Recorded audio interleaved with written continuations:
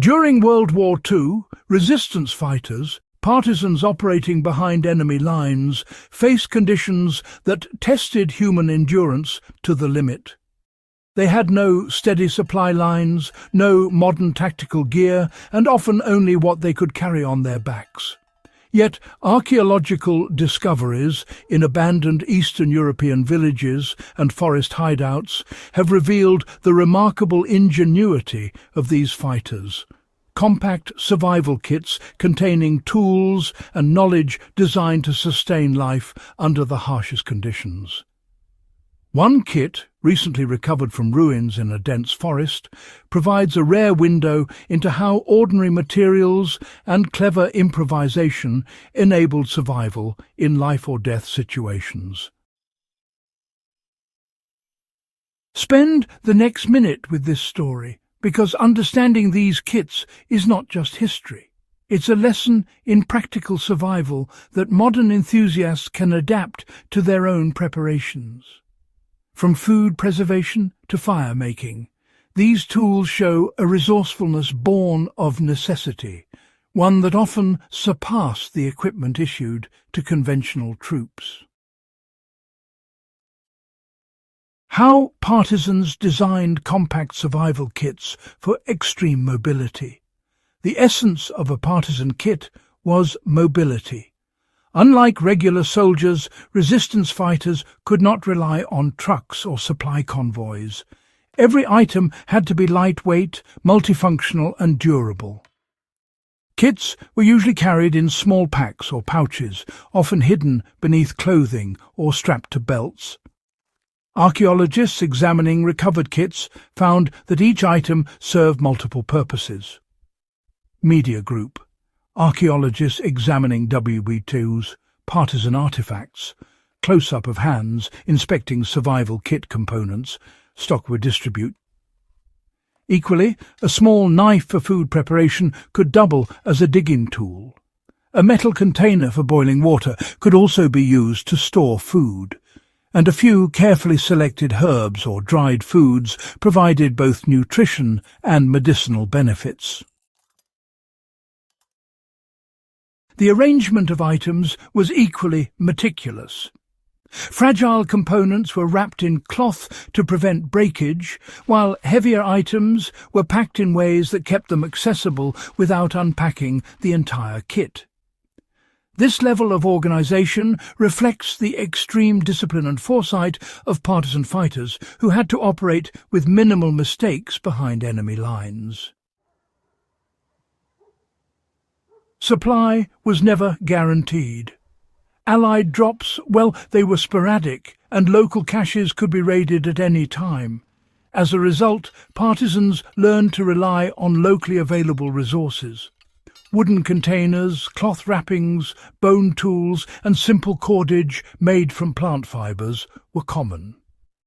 These materials were lightweight, renewable, and could be repaired or replaced in the field. For example, recovered kits often contained small bundles of dried leaves or grass, which could serve as tinder for starting fires. Moss or lichen was included for insulation or as padding for delicate items. Even scraps of metal or glass were salvaged to create makeshift tools. The emphasis was on functionality rather than sophistication. Every component had to serve a purpose, and nothing was wasted. Water and food are critical for survival, and partisans were masters of both. Kits frequently included small metal containers for boiling water, along with knowledge of natural purification methods. In some cases, recovered notes indicated the use of sand filtration, boiling, or even the addition of certain herbs to remove impurities. Dried meat, grains and nuts provided a concentrated source of calories, while knowledge of foraging allowed fighters to supplement these rations with wild edible plants and insects.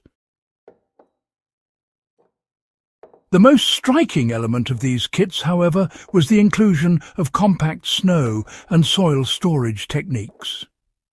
Partisans would carry small amounts of snow or dig shallow pits lined with leaves to keep perishables cool, mimicking methods used by civilians in rural areas. This allowed them to preserve food longer, even in the absence of refrigeration or ice. How partisans maintained fire, light and warmth under harsh conditions. Fire was not only essential for warmth, but also for signalling and cooking. Recovered kits contained various fire-starting tools, small flints, steel strikers, tinder bundles, and in some cases bone fire starters, a technique dating back centuries.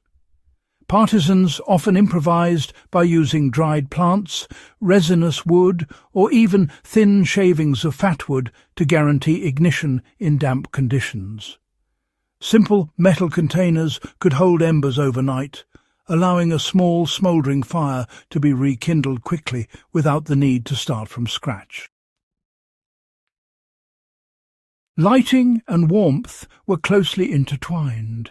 Small oil lamps or improvised candles were carried for interior spaces or hidden bivouacs. The use of layered clothing, leaves, and even makeshift insulation made from moss or straw ensured that fighters could survive freezing nights in forests or abandoned buildings. Now, let's consider how, modern survivalists can actually adapt the lessons from those old partisan kits. The real genius of these World War II kits, you see, lies not in any fancy high-tech equipment, but in knowledge and a bit of good old-fashioned foresight. Modern enthusiasts, really, can take a page from that book by building lightweight, multifunctional kits using both contemporary and natural materials. Think about including a small knife or a multi-tool, containers for water and food, some compact tinder bundles, and, of course, basic first aid components. It's also wise to practice fire starting with natural materials or improvised tools, and try experimenting with cold storage techniques like using snow or soil insulation when you're camping or prepping for emergencies. The principle here, honestly, is to think in terms of versatility and minimalism. Each item you pack should have multiple uses, and every addition ought to solve more than one problem. Take the time to study the placement of your items to ensure easy access and durability, just as those partisans did all those decades ago. So, why does the partisan survival kit remain relevant today? Well, these kits are truly a testament to human ingenuity under extreme pressure.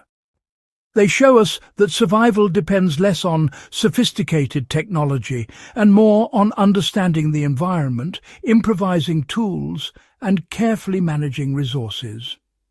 For history buffs, these kits offer a tangible connection to the daily lives of resistance fighters. And for survivalists, they provide practical strategies that can be adapted for modern outdoor adventures, emergency preparedness, or even off-grid living. If you found this inside Look at a World War II Partisan Survival Kit valuable, make sure to subscribe to Backyard Wisdom and, share this guide with fellow history enthusiasts and survivalists. Rediscovering these forgotten techniques equips us with knowledge that still works today and preserves the lessons of resilience from one of history's most challenging periods.